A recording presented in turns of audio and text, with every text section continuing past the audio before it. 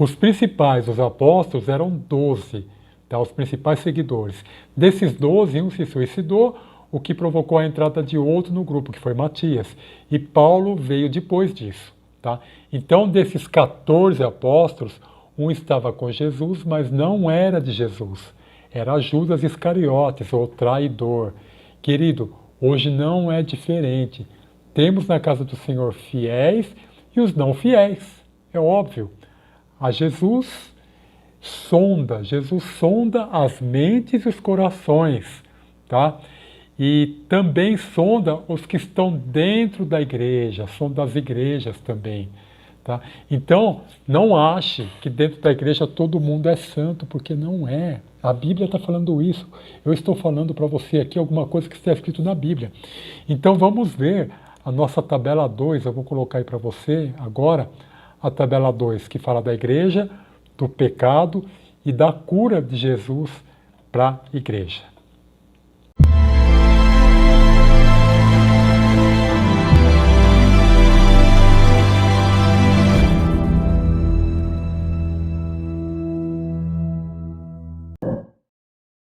Tabela 2, né, meus irmãos, eu coloquei o elogio, a crítica, se a igreja recebeu elogio, crítica, e coloquei o pecado e a cura, como que a igreja pode ser curada, como que eu ou você podemos ser curados.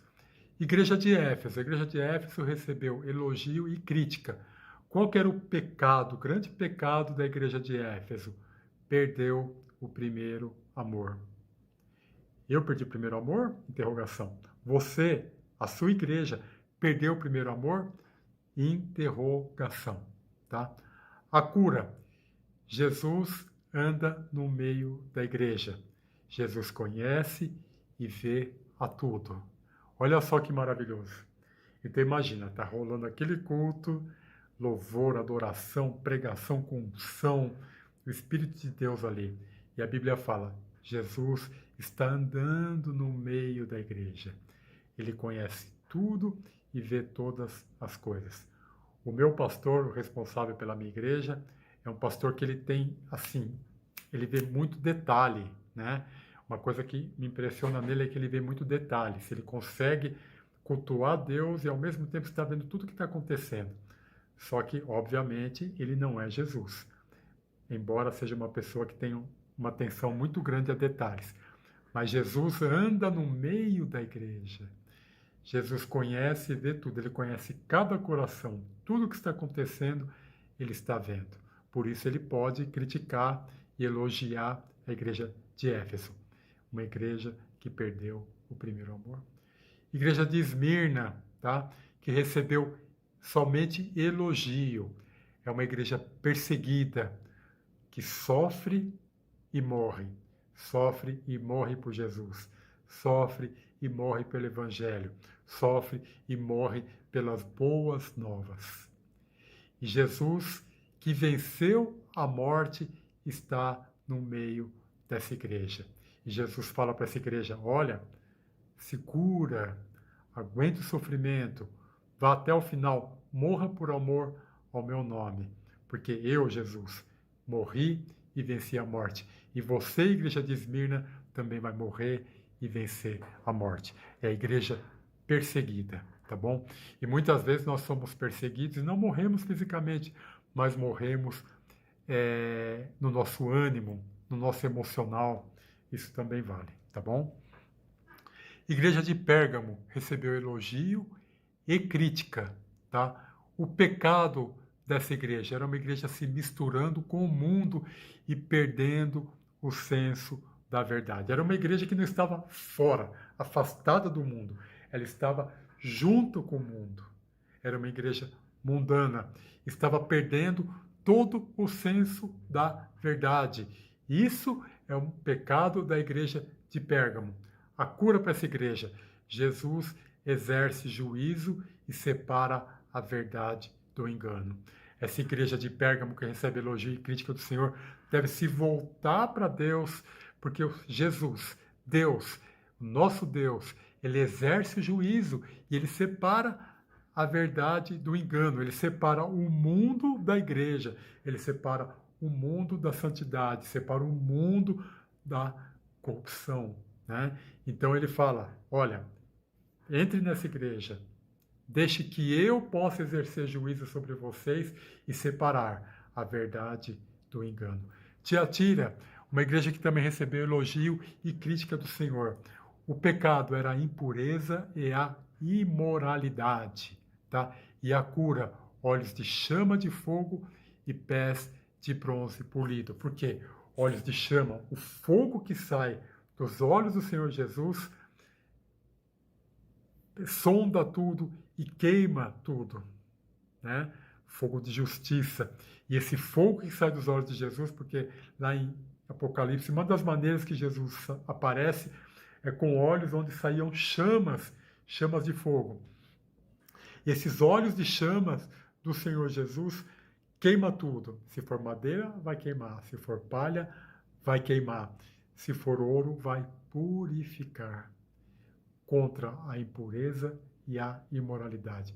E os pés de bronze polido, que também significam pureza. Bronze polido fica lindo, muito bonito, né? Fica uma coisa fantástica, maravilhosa.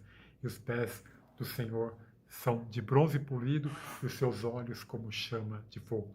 Igreja de Sardes recebeu elogio e crítica do Senhor. Igreja de Sardes tinha fama de igreja viva, fama de igreja cheia, fama de testemunho, mas é só aparência. Era uma igreja morta, uma igreja que vivia de aparências. A sua igreja vive de aparências? Você vive de aparências? Eu vivo de aparências? Cuidado, né?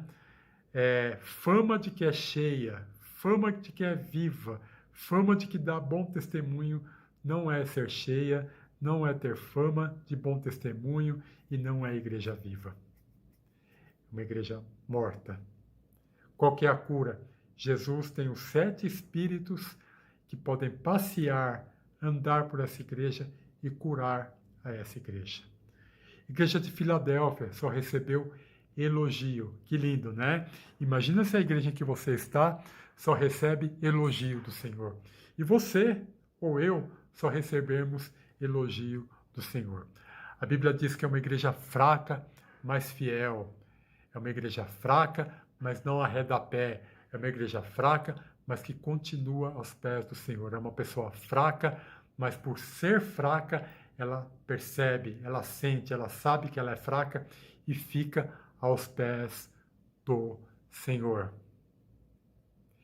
O que deu? O que o Senhor deu? Deu a chave para essa igreja.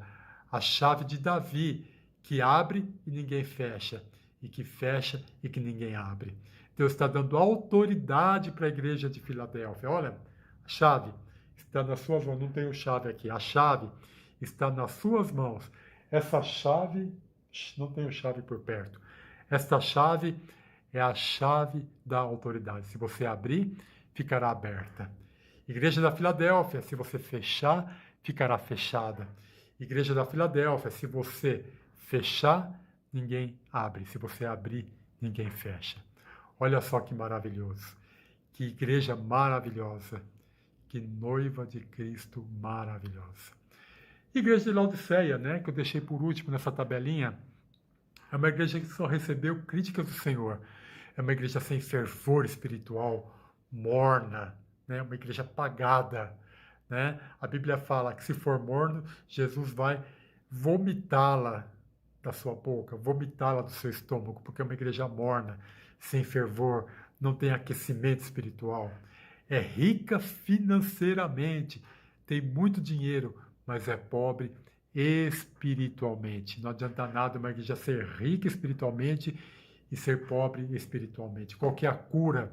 Jesus se apresenta como aquele que é constante, que é fidedigno no meio de tantas coisas, de tanto falta de fervor espiritual, de tanta coisa morna e tanta pobreza espiritual.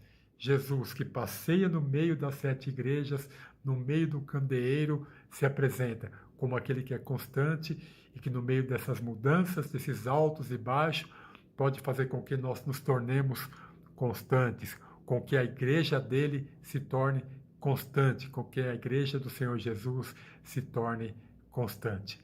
Essa é a tabela 2. Gente, tem tanta coisa para falar que eu tenho que me segurar aqui, né? Mesmo assim já deu quase 9 minutos, mais de 9 minutos.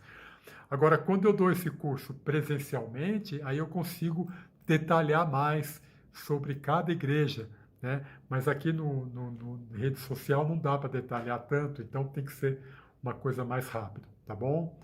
Então vamos para a próxima, vamos continuando, né?